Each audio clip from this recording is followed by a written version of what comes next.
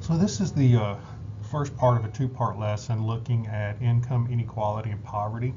What we'll do here is specifically look at why there is such a difference in income between various population groups within the United States and look at how that gap has been growing over time, not actually closing. So we're going to begin looking at a review of some of the things we've covered just to make sure we know them. So value of a person's labor is based on the value of the resource that labor produces. So it's a derived demand. Its value is based on scarcity and utility. So one of the things we think about, if a resource is able to produce something that is scarce or that is extremely useful, it makes the person who makes it even more valuable. So for example, if you have a skill set that allows you to produce something that nobody else can, then your labor, of course, is extremely valuable. Now, if you're producing something that pretty much anyone can produce, then your value is very, very low. That's what we look at when we have unskilled minimum wage labor. So the rarer or more useful a person's skills, the more valuable they are. And this is one of the easiest examples here is you can look at professional athletes. Why do some professional athletes make so much more money than the other professional athletes? And it's because the skill set that they have is uniquely rare. You look at a person like LeBron James today and you look at his skill set compared to a lot of other players in the NBA, and you can see why he's being paid more, because his skill set is more rare. Now, not all skills are valued equally. So it stands to reason that not all people's incomes are equal, and that's easy to understand. If your skill set only allows you to produce cheeseburgers at McDonald's versus a person who has a skill set that allows them to, say, write software programming for apps, well, there's a huge difference in those two individuals' incomes. And this is made clear through the analysis of the supply and demand for labor. It's one of the simple things to look at. You look at the elasticity of demand for a minimum wage worker, and you'll see that it's very elastic. On the other hand, look at the minimum wage, look at the elasticity for software programmers and individuals like that. And you'll notice that the elasticity, it's much more inelastic. So the supply of these laborers is much lower. So, I mean, if you were looking at what kind of job you want to get and you're looking at income, you need to be looking at jobs in which not everyone can do, because if everyone can do the job, then the income of that job and that job's usefulness isn't very high. So to offset this difference, the government has enacted a minimum wage to increase the standard of living for all workers. And in other words, there's some labor here that's not even worth the minimum wage. That's exactly what we're really saying here, is that if you're making minimum wage, there's a good chance that your job isn't even worth that much. And so the government has increased the wage just so that your job is actually worth something. And it's increasing that standard of living for all workers. And so minimum wage has created certain issues. You know, the more elastic the demand for labor is, the more minimum wage will create unemployment. So when minimum wages increase, they create more unemployment. Skilled labor markets have lower elasticities, like we said, than unskilled labor markets, and that's because there are fewer individuals who can do that, and therefore their demand is higher, and the number of people that can do that job is lower. So minimum wages create unemployment. And what we see is that when we talk about minimum wage, we're talking about the lowest skill produced, whereas otherwise our higher skilled individuals make so much more money. So minimum wages aren't necessarily living wages either. That's one of the things we looked at in our last lesson, was this idea that you may actually have to work 2 minimum wage jobs in order to be able to afford a 2-bedroom apartment. Now, this income inequality, it's not just in the United States. There's globally, income levels vary from country to country as well. So when you look at it, income levels vary within states, they vary within nations, and they vary within the globe itself. And this is not surprising considering the different levels of productivity, because that's the key point here. If we want to measure how wealthy a country is or how good the standard of living is, all we have to do is look at their productivity. The higher the productivity level, the higher the standard of living. So remember that productivity is a good indicator of standard of living. And so based on the map, income varies greatly across the globe. And you can see here, this is what's called a Gini index. Income equality, pure absolute equality of everyone would be equal to 0. Whereas as you move up the number, higher the scale, the less equal things become.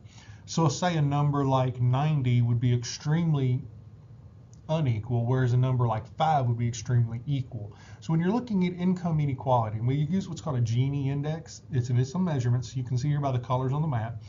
The United States is in the 40 to 45 range, as is Russia and also China. But now you look at the ranges in some of the European states, you're going to notice those are in the 30, 35, some of them even 25 and 30. In other words, income equality in Canada and in Sweden, those individuals see a greater income inequality than does the United States, which is in the 40 to 45 range. Mexico is a step higher at 45 to 50. So that's one of the key things is when you talk about America and you talk about some of these other countries, income equality is most definitely not the case. And so income varies greatly within each country. And that's something you've got to understand is you look at this and you say, okay, what's taking place? And so this Gini coefficient measures the inequality among values, in this case, income.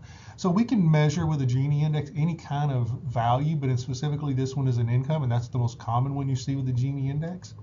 And so the coefficient of 0 expresses perfect equality, which everyone has an equal amount of wealth. Notice the starting number is 25. So in no country is that the case. And it wouldn't be realistically that it would be occurring as a 0 anyway. So whereas a value of 1 would represent perfect inequality, in which one person has all the wealth. Notice we actually get closer to that than we do towards looking at something like a place where everyone is equal. So let's break down U.S. incomes. So we break it down into quintiles, okay? And so there's 5 quintiles, each with a 20% of the population. So on your lowest fifth, this is 20% of the population. The average income in 2010 was $14,991. That represented 3.8% of the income. Now notice the cumulative is going to add up to 100. So when we go to the second fifth, so here's our second 20%. So now we're looking at those two groups. Their average income is $37,000. They make up 9.5% of the wealth. Our third fifth, so now we're up to 60%. 60,000 is the average income, 15.4% of the percentage. Now look at the fourth fifth. So now we're talking about 91.9 for the average income, and they make up 23.5% of the income. So you can look at those numbers pretty clearly and understand that that doesn't come close to 100%. And that's because the highest fifth, the largest 20%, their average income is 187,000. They make up 47% of the wealth. So when you look at this, what you begin to see is you're looking, and this is where we want to look, is we want to look at that income percentage. That's what we need to really focus on here, is that the lowest fifth make up 3.8% of the country's income, but the highest fifth make up 47.8% of the income. There is an enormously large gap between those two numbers. And that's why we say we have income inequality within the United States, is because that lowest fifth and the highest fifth have such a huge difference. Now, if we were talking about perfect equality, then the percentage would be 20% for each group.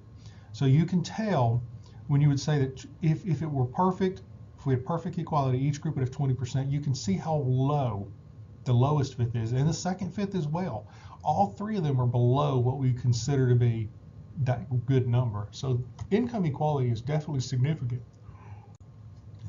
Okay, so let's break this down in a little bit easier way. Income distribution by percentage. Okay, so here's our groupings, so you'll know our color groupings.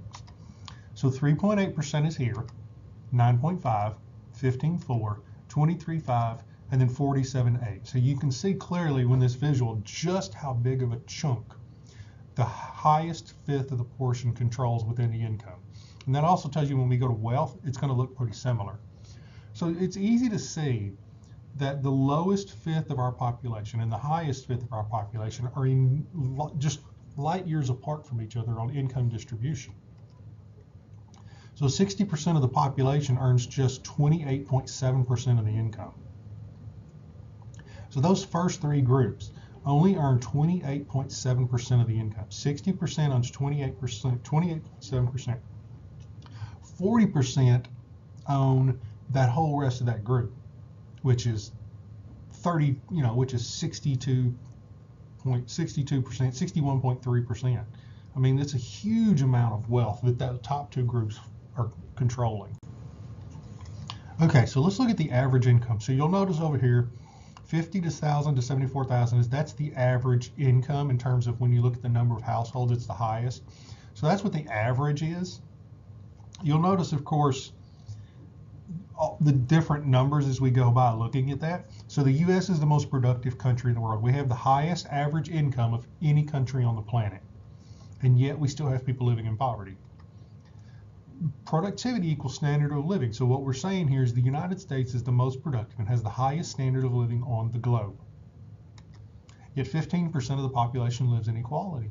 So in other words, America may be rich and America may be productive, but that production is within the hands of a small group of individuals compared to the nation as a whole. 15% of the population lives in poverty. In other words, they're not making enough money to survive on. So they're being compensated by the government and helped. And so that's when you start to look at this and say, okay, how important is this average income and this inequality that's been created? 15% of American families are living in poverty, yet 60% of the population earns less than 1/3 of the country's income. That's significant. I mean, we're talking about 40% controls 2/3 of the nation's income. And so you can see what's taking place in essence is that the poorest people in this country, they're just not making gains and not creating enough income equality.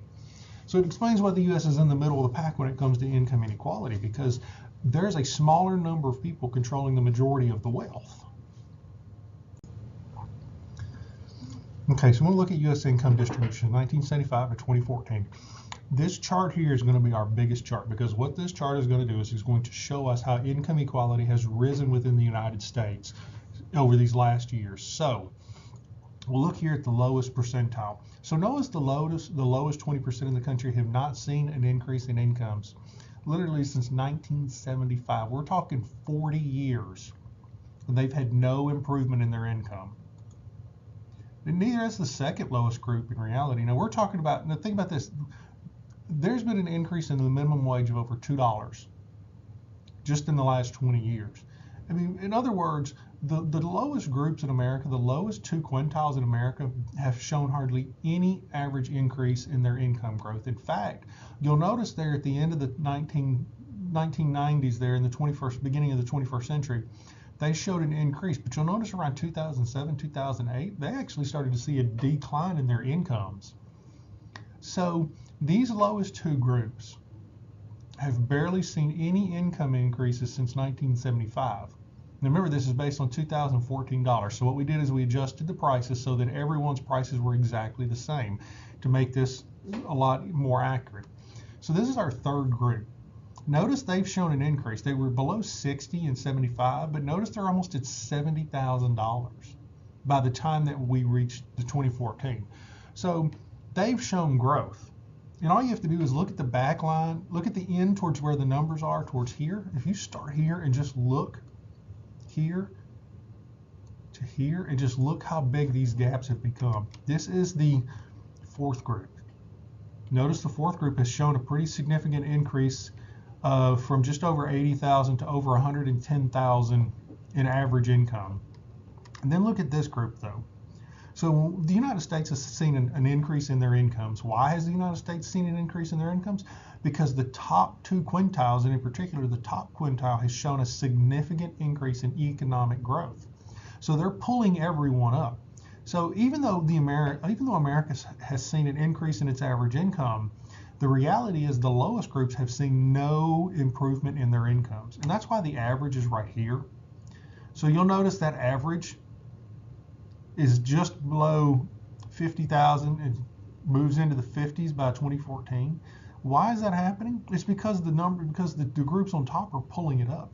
So you can't even begin to look at the United States having income equality. In fact, the gap has gotten larger between the 2 groups. So now that we've seen that and we're able to look at the numbers never lie. They always are going to tell us the truth as to what's happening. Now we can begin to ask our next question. So why have incomes for the highest fifth risen 879%, while the lowest fifth have only risen 246%? Look at the difference. The incomes for the highest quintile have risen 879%, compared to only a 246% rise for people in the lowest fifth. So one of the primary reasons is the demand for unskilled labor has gone down, while the demand for skilled labor has increased. And we know why. I mean, you look at technology. Technology eliminates unskilled labor and replaces it with robotics. Well, the robotics need individuals who have the ability to program them, to build them, to maintain them. And so in other words, the type of jobs which in the United States are changing. Less and less jobs are sitting on this unskilled area and more are moving towards skilled. And if people don't follow that, well, what happens, of course, is their labor and their incomes stay very, very low. So when we say, okay, so this is because of technology. Remember, robot factory workers. I've already made you watch a video from a Kia factory. The other is international trade and outsourcing. The amount of trade that the U.S. conducts, we import more goods than we export, so we're losing money in that sense. And also outsourcing, because it's become so expensive with minimum wage to pay workers in some cases which shouldn't make that much money. What's happened, of course, is that's caused those factories to go overseas where they can get cheaper labor. And so as a result, the income gap has grown between skilled and unskilled workers instead of closing. And as a result, thousands of Americans are living in poverty because they simply cannot find jobs which will pay them enough to live on. Why can't they? They don't have any skills. So our lowest quintile has seen income growth primarily result of increase in minimum wage. In other words, that lowest group is essentially living off of minimum wage. They're not improving their economic outcome. And so remember that minimum wages aren't equaling living wages. So even though we have a huge group of population that work off minimum wage, they're not earning enough to actually survive in a family environment.